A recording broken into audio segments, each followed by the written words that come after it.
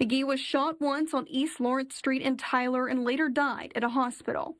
Two suspects who are already in prison serving time on unrelated crimes are now charged with capital murder for a case that dates back 9 years. 33-year-old Jakesia Rogers on the right-hand side of your screen and 32-year-old Quada Vereen Allison on the left-hand side of your screen are accused of shooting and killing 22-year-old Joshua McGee. For nearly a decade, a Tyler woman responsible for the death of 22-year-old Joshua McGee is sentenced to 20 years in prison. Good evening and thank you for being with us.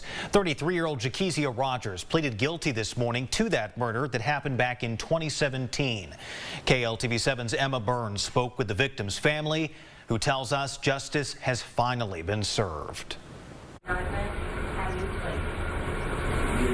We never gave up hope. We thought that after so many stories and it was going to be a cold case, but they really kept up on it and did what they were supposed to do. So we really appreciate that. This video contains discussion of real-life violence, which some viewers may find disturbing. Viewer discretion is strongly advised. This video may include images, audio, or video clips used for educational and commentary purposes under Section 107 of the U.S. Copyright Act. Fair use. August 11th, 2017.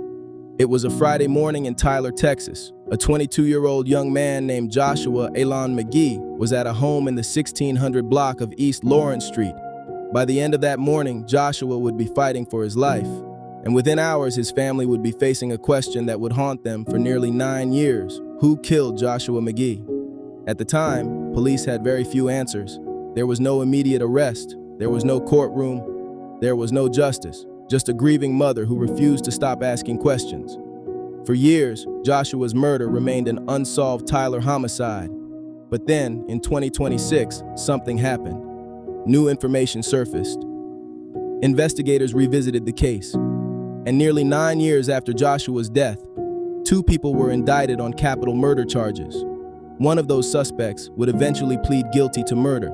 The other remains charged. This is the story of Joshua McGee.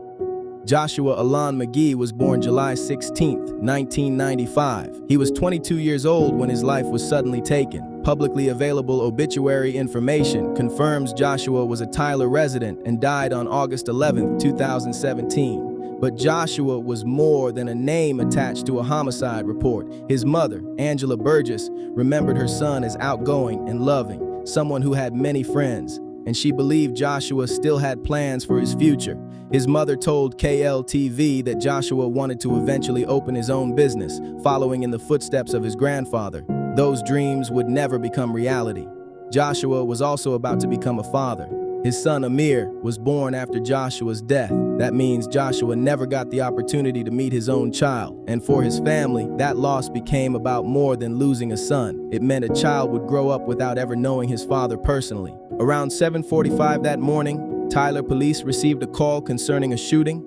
Joshua had been shot at a residence in the 1600 block of East Lawrence Street.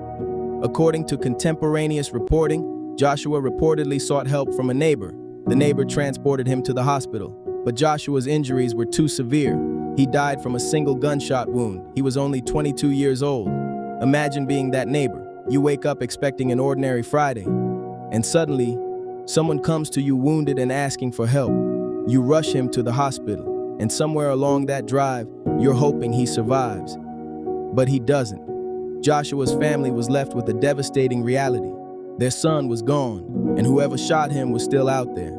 Joshua's murder happened during a particularly violent stretch in Tyler. According to the Tyler Morning Telegraph, the shooting was the 9th shooting incident in approximately 5 weeks. Police said many of those incidents appeared connected to gang and drug activity. Joshua's shooting became one of 2 fatal shootings during that period. But investigators weren't simply looking at Joshua's case as another random act of violence. There were indications that his death may have been connected to narcotics. At the time, police said they believed narcotics could have been related to the shooting. But it's important to make a distinction here. That was an investigative theory reported by police at the time. It was not a finding that Joshua deserved what happened to him. His mother made that point very clearly. She said that whatever her son may have been involved in, he didn't deserve to die. For nearly 9 years, the murder of Joshua Alon McGee remained unsolved. His family waited, his mother kept calling, and the questions remained. Then came 2026. 2 indictments, 1 guilty plea, a 20-year sentence, and a second capital murder case still pending. But justice in a homicide case isn't just about putting someone behind bars. It's also about remembering the person whose life was taken. Joshua McGee was 22. He never got to meet his son. He never got to build the business he dreamed about. And he never got the chance to see what his life could have become. Nearly 9 years later, his name is finally being spoken again. Not just as a cold case, but as a young man whose family never stopped fighting for him. Rest in peace, Joshua Alon McGee. And to his mother, Angela Burgess, you kept his name alive. You kept asking questions, and you never gave up. Joshua Alon McGee, July 16, 1995 to August 11, 2017, 22 years old. A life taken, a family left waiting, a case that wouldn't stay cold. Thank you for watching this Crime The Eway documentary. If you appreciate respectful, fact-based true crime documentaries that focus on the victims and the communities they leave behind, please like this video, subscribe to Crime The Eway, and share it with others. Every victim has a story. Every family deserves to be remembered. And here at Crime The Eway, we will continue telling those stories. I'm your host, and until next time, stay safe, look out for one another, and never forget the victims.